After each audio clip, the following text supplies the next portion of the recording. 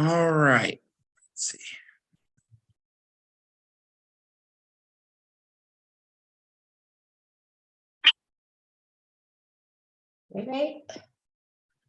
Okay, we are ready to begin. Okay, so we are in Leviticus chapter 17, and we are going to talk a little bit about some of the rules that we are dealing with in the sacrificial system. There'll be a couple of places where we will kind of pass over as we get a little further, but we are going to start with the discussion of the place of sacrifice. Now, chapter 17, the beginning, gets into a discussion about where they are to kill animals. And it seems like there's some question about which way this goes. So I will leave it up to you guys to kind of look at it. But chapter 17, verse 1 says, "And the Lord spoke to Moses, saying, Speak to Aaron and his sons and to all the people of Israel, and say to them, This is the thing that the Lord has commanded. If anyone of the house of Israel kills an ox or a lamb or a goat in the camp, or kills it outside the camp, and does not bring it to the entrance of the tent of meeting to offer it as a gift to the Lord in front of the tabernacle of the Lord, blood guilt shall be imputed on that man." So there is a little bit of a question about whether the discussion here is sacrificing it outside of the entrance of the tabernacle or killing for any reason. Okay. So like if they wanted to have mutton chops for dinner, they couldn't just go kill a lamb. Right. They had to actually prepare. So the thing though is that there's an issue there. Because remember that the sacrificial animals have to be without blemish. So what it seems to be, and some of the context seems to link this way, but it is not completely clear, is that the actual discussion here is nobody is to kill an animal in offering to the Lord anywhere other than the tent of meeting. Well, yeah. Okay. Well, but understand the guy he may have the back row of the people and think, well, I want to offer something to God, so I'll just put a few rocks up and kill an animal and that'll be my sacrifice to God. But that's wrong because you're supposed to have the priest sacrifice it. Okay. Aren't they the ones that cut the throat and everything? No, actually it says that the person who's bringing the offering cuts the throat. Does every family have to have a sacrifice? No, it's not a requirement on a regular. There's not a schedule in which they have to. There are a few times where, yes, that is true, like at Passover, and a couple other times they have to have an animal, but on a regular basis, no, it's voluntary. Now, some of that it sounds weird to say voluntary. It's if you've sinned, then you bring an animal and all of that. In order to get back in God's good graces, you have to. But there's not a schedule like that says that you have Saturdays and you have to bring you have to come and bring a gift every Saturday, or at least that doesn't seem to be the case. But it says, so he has shed blood and that man shall be cut off from among his people. And then in verse 5, it gives us a little bit of a reason here. This is to end that the people of Israel may bring their sacrifice that they sacrifice in the open field, that they may bring them to the Lord. Okay. So remember that before the tabernacle, that's how they did it. Okay, they would just go out in the field, they would build an altar of 12 stones, they'd offer a gift to the Lord. Yeah. Okay. But now that they got the tabernacle. Now that they have the tabernacle, they have to offer them there. The other reason that it does that, so it goes on and it says, so that they may bring to the Lord to the priest at the entrance of the tent of meeting and sacrifice them as a sacrifice of peace offerings to the Lord. And the priest shall throw the blood on the altar of the Lord at the entrance of the tent of meeting and burn the fat for a pleasing aroma to the Lord. Okay, now I will tell you that there is at least a discussion here that at this point, you could make a case that says that, well, you're all camped around the tabernacle. So if you're going to kill an animal, then come and offer it to the Lord. Yeah, that way we could take the fat and burn it. And you can take the rest Right. and go home and eat it. So there is at least some discussion of that.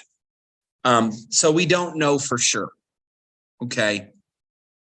So it says, but verse 7 goes back and it says, burn the fat. Okay. Verse 7 says, so they shall no more sacrifice the sacrifices to goat demons after whom they whore. Okay. Now this phrasing needs to be explained.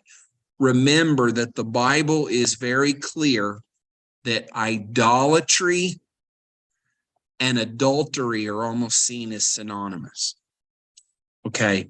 So that's the reason why the phrasing, when they offer their sacrifices to another god, then they're whoring after him. They're acting like a prostitute. Yeah. Okay. This shall be a statute forever for them throughout their generations. Now, the other reason I say that it could very well be just the idea if you're offering a sacrifice is because later this would be very hard to enforce. Once they're in the land and there's 20 miles to the tabernacle, it's kind of difficult to make a 20-mile trip to sacrifice an animal. And there are definitely places later where it talks about them, killing an animal for a feast without going to the tabernacle. So it would seem that it's talking about sacrificing outside the tabernacle. Okay. Now the second one here is much more clear. Okay. So if anyone of the house of Israel or of the strangers who sojourn among them eats blood, okay, I will set my face against that person who eats blood and will cut him off from among his people. Okay. Well, it doesn't say eats blood. What does it say? Mine says from the aliens who reside among them, who offers a burnt offering or a sacrifice, but does not bring it to the entrance. Hey, you're on the wrong place. Verse 10. Oh, that's why. Okay. Thank you. You were back at verse 1 again. I was an 8. Okay. Okay. Okay. So verse 10. So understand, okay, that this comes all the way back. There are a bunch of theological reasons for this. Okay. The first time we really see this discussion, and it makes sense that this would be the first time we would see this discussion, is with Abel. Oh, yeah. Okay. The blood coiled up to the Lord. Right. Now, remember that at least the way the Bible speaks of it, until after the flood, all people were vegetarians. Yeah, imagine the flood. Okay. They had no choice. Well, and I can't say that for sure, but I can say that those that were following God were vegetarians. Because it is as Noah is leaving the ark that God says, from now on, you may eat meat. Okay. And by the way, on the ark, he actually set up a system for that to work. For them Okay. to be able to eat meat. So we often get into this discussion of the animals came in 2 by 2. Yeah. Okay. What the Bible tells is of the unclean animals. Now, the funny thing is, the discussion of clean and unclean comes in Exodus or in Leviticus. But there is already this idea that as Moses is discussing the ark, as he is writing about the Ark of the Covenant, he brings up this idea. So we don't know whether God had kind of given a rudimentary understanding of it already, or whether he just told them specifically. Now, the truth of the matter is, God brought the animals. Yeah. Okay. So the unclean animals, there was a male and a female to procreate. With the clean animals, there were 7 pair. So there were 14 of every clean animal. Well, what's the point of that? Well, you would have some to eat before they started breeding. Yeah, because you couldn't eat the two. You couldn't eat the unclean animals, Oh. so But you're clean. That makes sense. and so he brought 7 pair. Now, some of that is also for the purpose of sacrifice, because we know that Noah took some of the animals, some of the clean animals, and sacrificed them to the Lord after the ark. Okay. But it's also the fact that they were going to be eating the animals. However, it had always been an understanding for the discussion of godly men that they would not eat blood.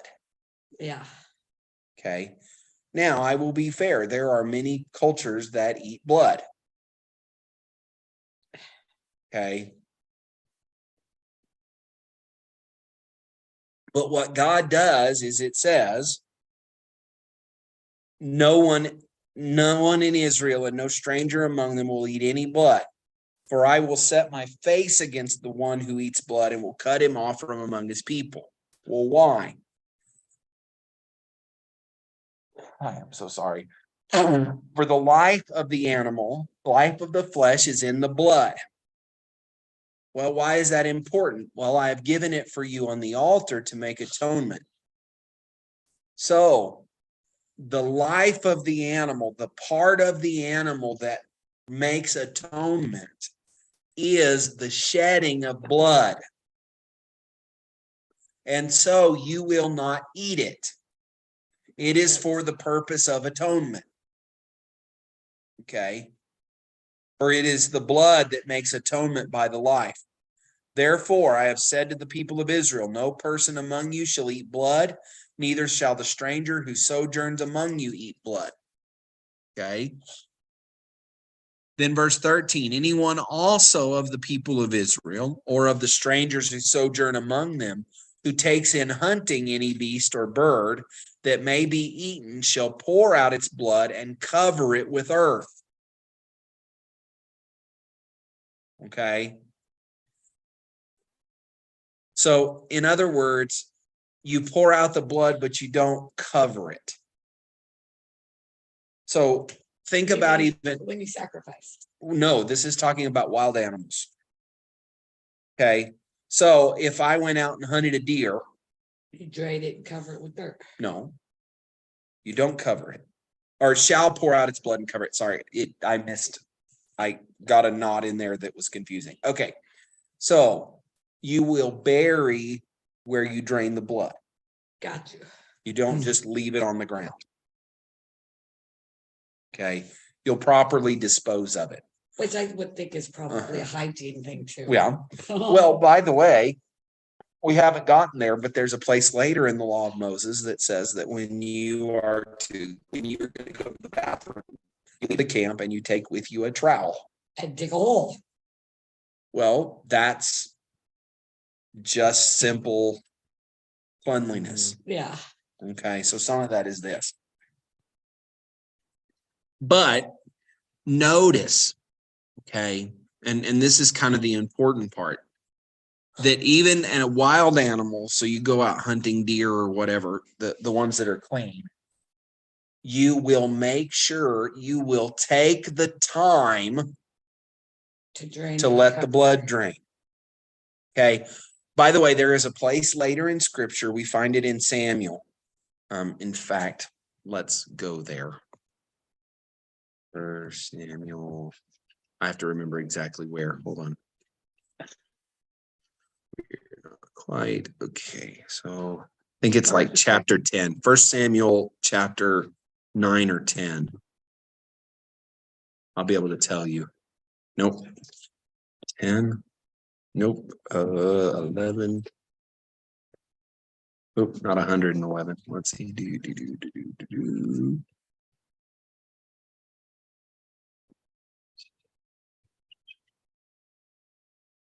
Sorry, it'll just take me a minute. I was a little far. It must be chapter 13.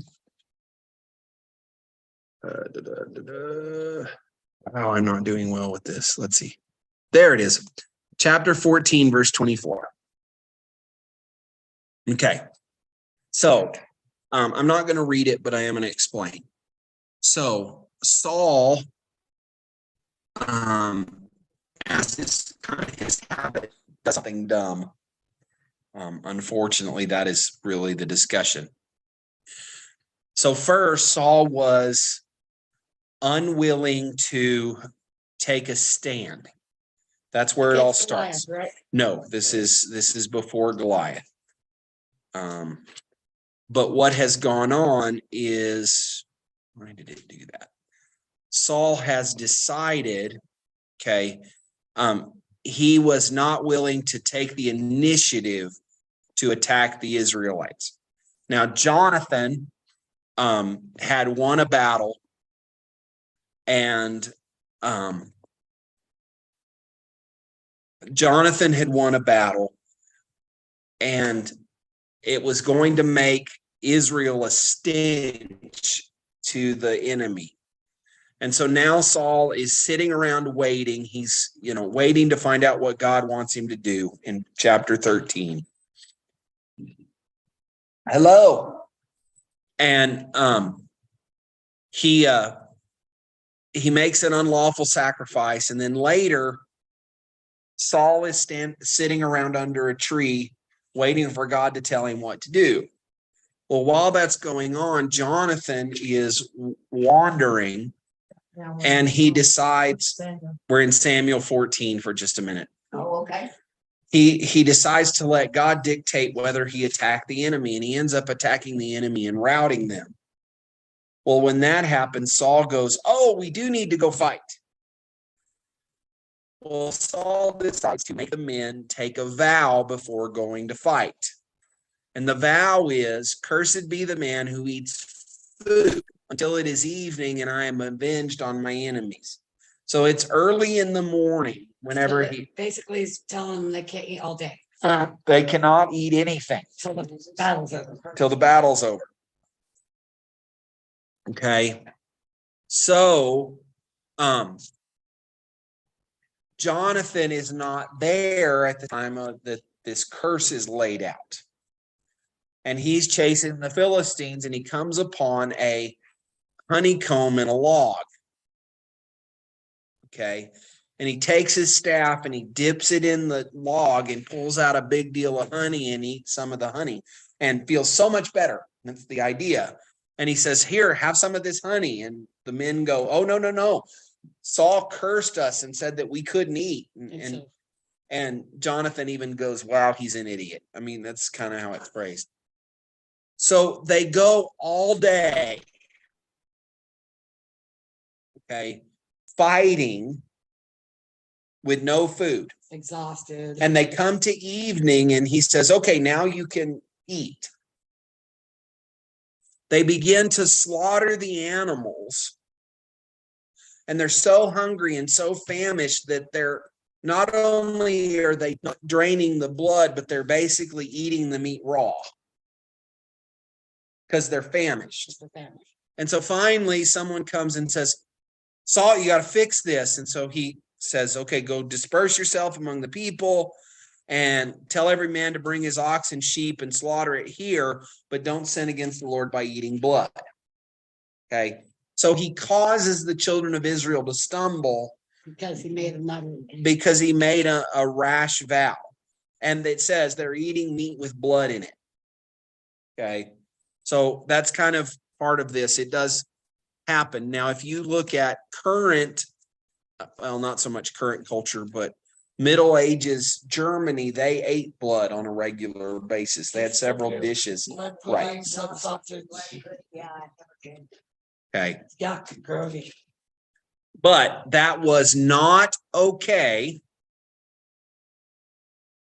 Okay. It was not okay. So then it goes on for Back to Leviticus. right back to Leviticus. We're at 17:13. Yeah. Okay. So Actually 14. For the life of every creature is its blood. Right. Its blood is its life. Therefore, I've said to the people of Israel, shall not eat the blood of any creature, for the life of every creature is in its blood. Whoever eats it shall be cut off. And every person who eats what dies of itself, or what is torn by beasts, whether he is a native or a sojourner, shall wash his clothes and bathe himself in water, and be unclean until evening, then he shall be clean. But if he does not wash them or bathe his flesh, he shall bear his iniquity. Okay, so rules for how to kill animals to eat. Now, chapter 18 moves into the ever so fun discussion of what is sexual immorality. Okay, so the Lord spoke to Moses, saying, speak to the people of Israel and say to them, I am the Lord your God. You shall not do as they do in the land of Egypt, where you lived, and you shall not do as they do in the land of Canaan, to which I am bringing you. You shall not walk in their ways. You shall follow my rules and keep my statutes and walk in them. I am the Lord your God. You shall therefore keep my statutes and my rules. If a person does them, he shall live by them. I am the Lord. Okay. So, verse 6, none of you shall approach any one of his close relatives to uncover their nakedness. I am the Lord. Okay. So there is a couple of discussions here. Number one, the idea somewhat is sexual relation, but not just. Okay. The reason I say that is this. Recall that Noah, we go back to Noah again. After the flood, we have the first story of drunkenness in the Bible. Noah gets drunk on wine, and he is laying in his tent naked. Okay. So, hold on. I got a question. Sorry.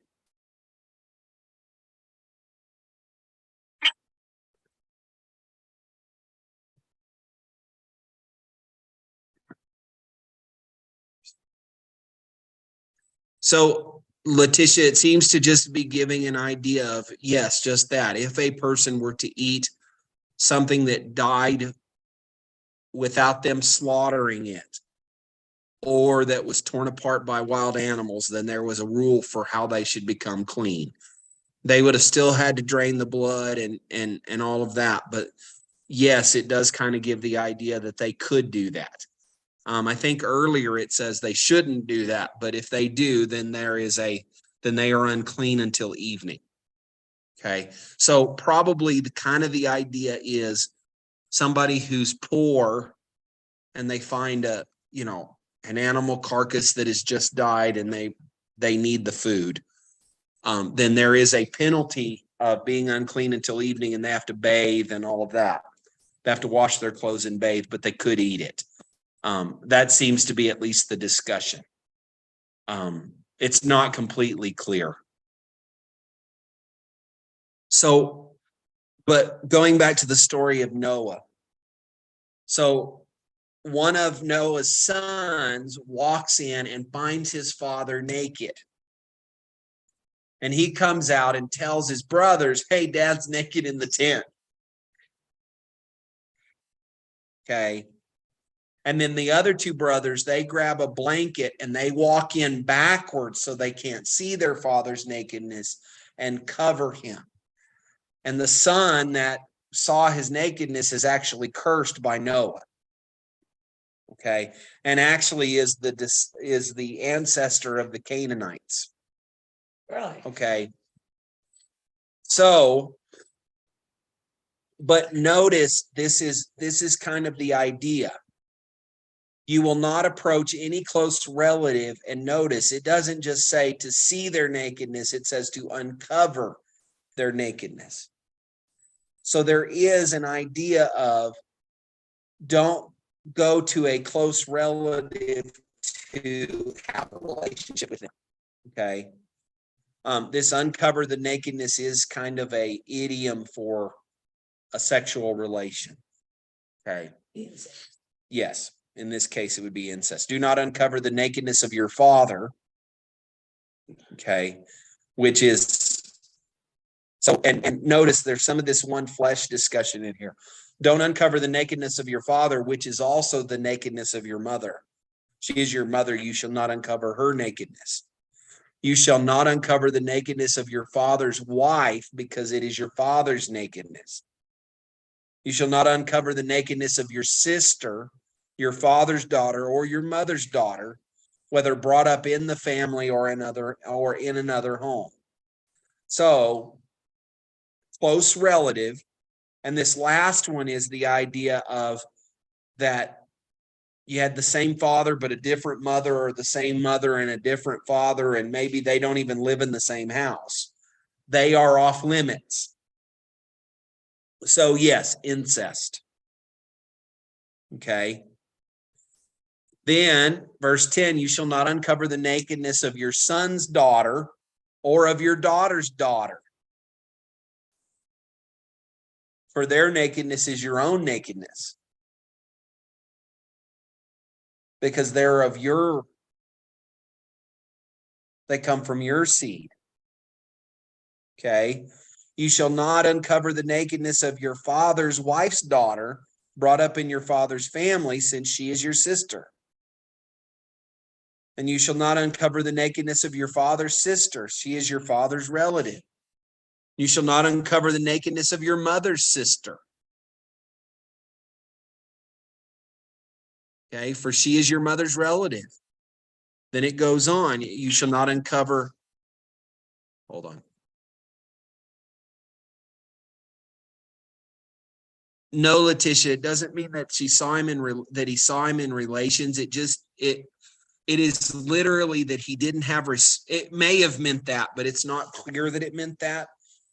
More than likely what it meant was just that he saw his father in a compromising situation, and instead of showing respect by covering his nakedness, he went and told his brothers. Right. He disrespected his father. He didn't honor him.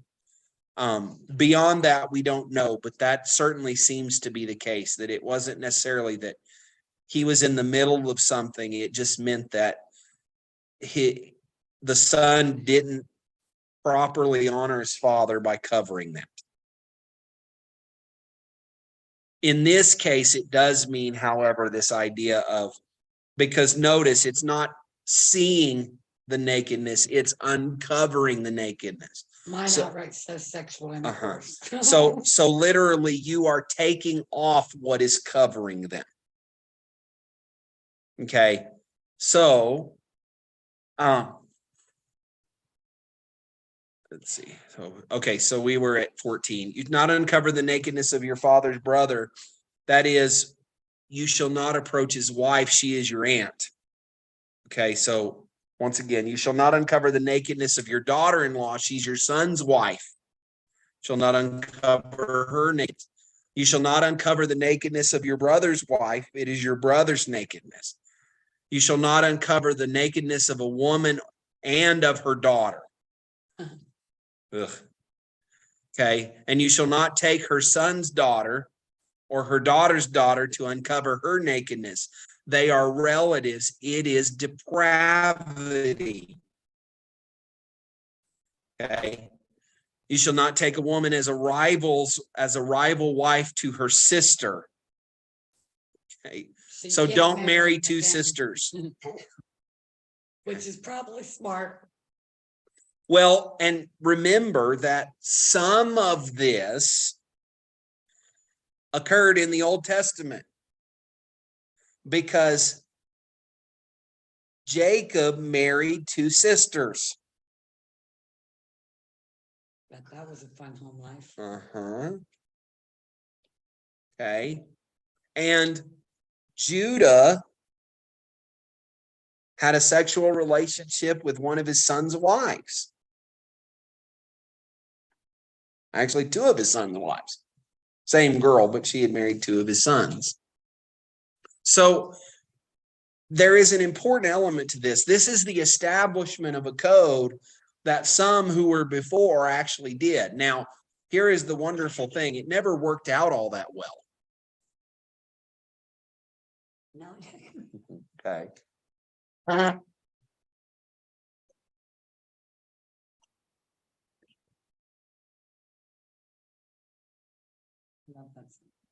So that he was, so you're right. So the story of the marrying two sisters is the story of Jacob and Laban gave him the wrong sister and then made him work another 7 years for the other sister.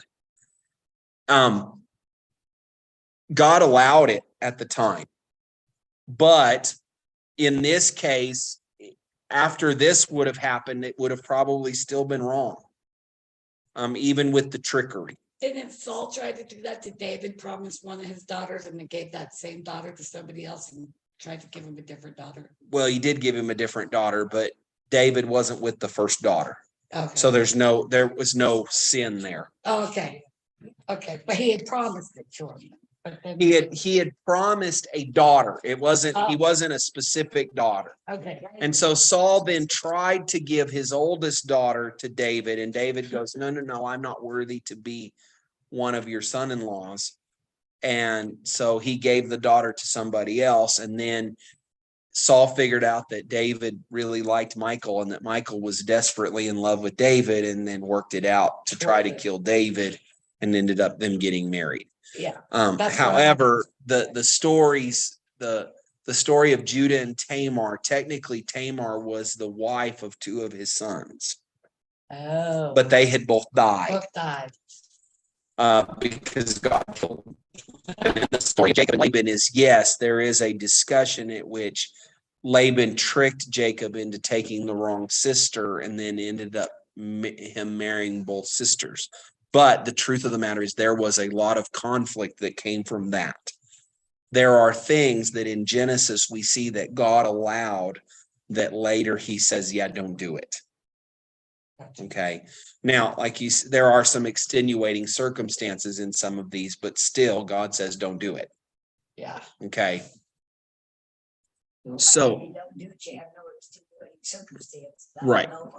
Okay.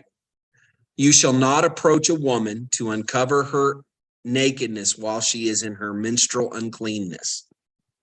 Okay. So in the law of Moses, you were not to have relations with a woman who was in her period. Okay. So my sister just sent, even after death, not a good idea to marry someone's sister. So, Yeah, probably. Well, I had a great Mhm. policy. right. Okay. But remember, this is at a time that probably did happen. Oh, well,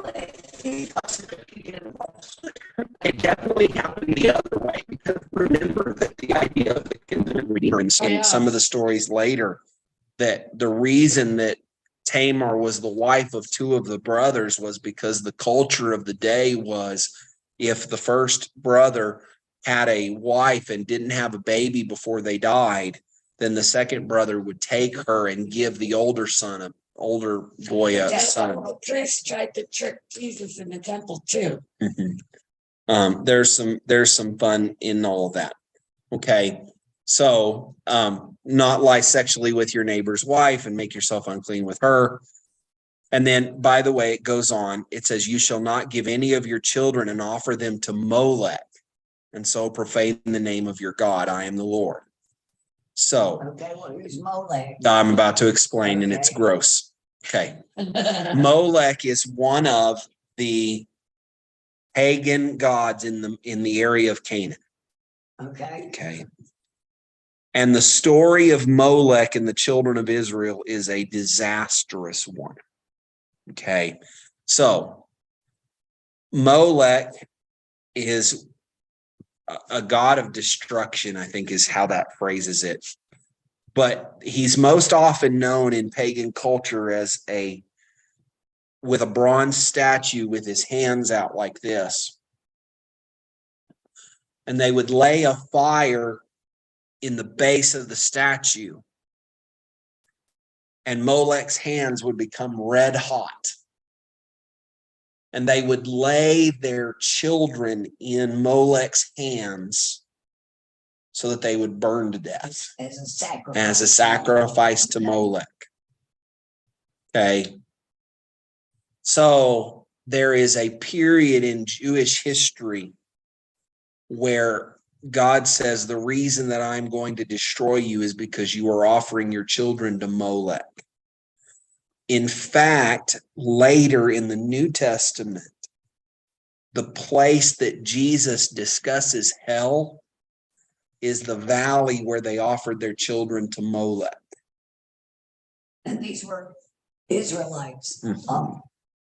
They had fallen so far into paganism that they were killing their own children. Okay. Okay.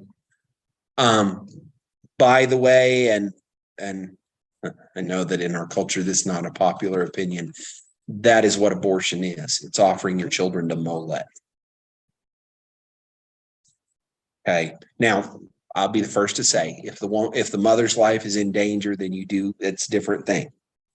But you choosing of your own free will to murder your own child. After choosing of your own free will to.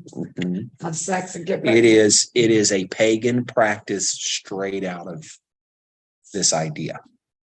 By the way, you will even find those within the abortion group that is what they call it. They are sacrificing their children on the altar of convenience. Okay. There are a couple of Greek gods that are future tense persons of this Molech. And you will actually find some of the feminists that are so heavy on abortion, they will refer to this goddess as they talk about abortion. Like I said, in our culture, that is not a popular opinion to take, but it is the truth. Okay. And you are profaning the name of God. Why? Because God made those children. Okay. By the way, verse 22, once again, is one of these that the way everybody tries to pretend is not there. You shall not lie with a male as with a woman. It is an abomination. Now, let's just go ahead and hit this one. You will hear people say, well, the word homosexual is never in the Bible. They are absolutely correct. There are descriptions of it in several places, and it is never treated as a good thing. Okay. Notice the next one is even more fun. You shall not lie with an animal, and so make yourself unclean with it. Nor shall any woman give herself to an animal. To lie with it is a perversion. I can't imagine anybody doing that. So, Some guy just got arrested for having sex with a horse. So, By a sheriff. by the way, let's make sure we also understand that they are major elements within the discussion of pagan mythology that deal with that very thing.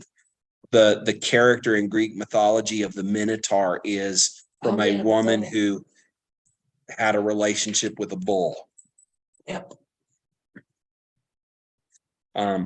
It's one of those things that's supposed to be in the dark and we're not supposed to see it, but it does happen. Okay. So he goes on. Do not make yourself unclean by any of these things, for by all these, the nations I am driving out before you have become unclean. And the land became unclean, so that I punished its iniquity, and the land vomited out its inhabitants. But you shall keep my statutes and my rules, and do none of these abominations, either the native or the stranger who sojourns among you. For the people of the land who were before you did all of these abominations, so the land became unclean. Lest the land vomit you out, when you make it unclean, as it vomited out the nations that was before you. For everyone who does any of these abominations, the person who do them shall be cut off from among their people. So keep my charge never to practice any of these abominable customs that were practiced before you, and never to make yourself unclean by them. I am the Lord, your God. I got a quick question. Go for it. Iniquity, what does that mean? Sin. Basically, that's all it means, because I Yeah. see it all the time in the Bible, and it's just a, It's another word for sin. okay. Okay. That's all I want to do. Let me Look, I was super quiet during this Bible study. Imagine. look up the I've actual read- definition. I've read this so many times and listened to it so many times at night. Immoral or grossly unfair behavior. But really sin. Sin. Wickedness. Wickedness. But it's kind of the idea that iniquity is something that covers you. Yeah, It I makes think you unclean before monetary, I God. think iniquity monetary, but that's not it. No, I don't know why. Oh, that's what I'm thinking of. Yeah. it's equity. Equity. I'm like. Okay. So, let me be completely fair. In one chapter, we hit two of the most controversial issues in our culture today. Yep. Okay. It's always possible we could get in trouble for me saying that. But what the Bible says is pretty clear. Haven't got a problem being in trouble with what the Bible says. So, No, I don't mind being in trouble with what the but- Bible says. but that is the idea. And notice what the final thing says. I'm going to bring you into this land, but if you start practicing this stuff, then you'll get vomited out just like the people. David. Now, watch what happens. All of these practices come back into Israel over the next, once they move into the promised land, all of these practices creep their way in. And eventually God goes, get out. You're done. And 10 of the tribes are gone for good. And the other 2, he returns. Mhm. Okay, well, was this before or after Sodom and Gomorrah? This is after. They still didn't learn nothing, see, Yeah. Well, there's nothing new under the sun. you know, well, it just amazes me as human beings, we can still. I don't know. By the way, let's make sure we understand. Okay. The story of Sodom and Gomorrah is replayed in the book of Judges inside of Israel. Now, not all of it. The destruction is not replayed, but there is an idea that, remember that the story of Sodom and Gomorrah is that the 2 angels come into town. They come to the house of Lot, and the men of the city come and say, we want to have relations with him. Even though Lot offered his daughters. Lot offers his daughter. No, we don't want them. We want the guys. And so then God destroys all of it. Well, then there is a place near the end of Judges where a priest and his concubine is almost the discussion, are traveling into a city, I think in Dan, I think is where it is. And almost the same thing happens. And he ends up throwing his concubine out to them, and they murder her. They rape and murder her. And then it's one of these really gross stories. So he, in a fit of rage over what they tried to do, cut her into pieces and sent her pieces all through the land of Israel to gather together people to come and attack. Because look what they've done, yeah. Look what they've done. So, and I've told you before, the book of Judges is the toilet bowl of the Bible that you watch as they start in a really good place, and by the end of it, they've Spiraled down to nothing. Yeah. and it's just over and over and over and over again until the point where they are completely apart from God. And then in 1 Samuel, through the work of Samuel, they have kind of a mini revival. And then you have Saul, then you have David. Yes. We can still do it, even though we're not going to be doing mission kids after next week. So we will miss 1 week of Wednesday. Following week. We'll meet the week right before 17th. the 17th. We will not have Wednesday night Bible study. That's sports banquet. That's sports banquet, and I have to be there. I have to be there too. So, but that's the only one that we Okay. won't do Wednesday night Bible I was study. just curious, but I just remembered this is our last Yeah. Wednesday for Michigan. So we are going to stop right there. I know that this was, just a really upbeat lesson with all of the stuff that came up, but it is important to understand that while there are some rules within all of this that are clearly cultural, I would tell you that chapter 18 is not that. Chapter 18 is, this is what God It's in the desired. world. Now, remember that the ultimate discussion is that sex is to be between a couple who's married. Okay.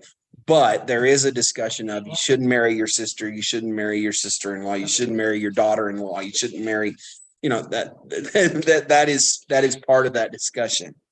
But the ultimate thing is that remember that the biblical idea of sexuality is limited to a male and a female who are in a committed married relationship, who are in covenant under God together.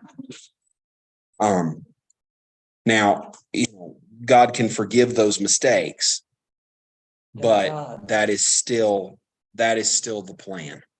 But does he condone The- people being redundant? No, See, I didn't think so either. he can forgive, but it is not something he condones. But he's able to keep doing it over and over again where I would want to just, No, because repentance means turning from it. Yep. well, Um, choke them to death. That's not our job. Yeah, I know, but it's frustrating out there, especially with all the things that are.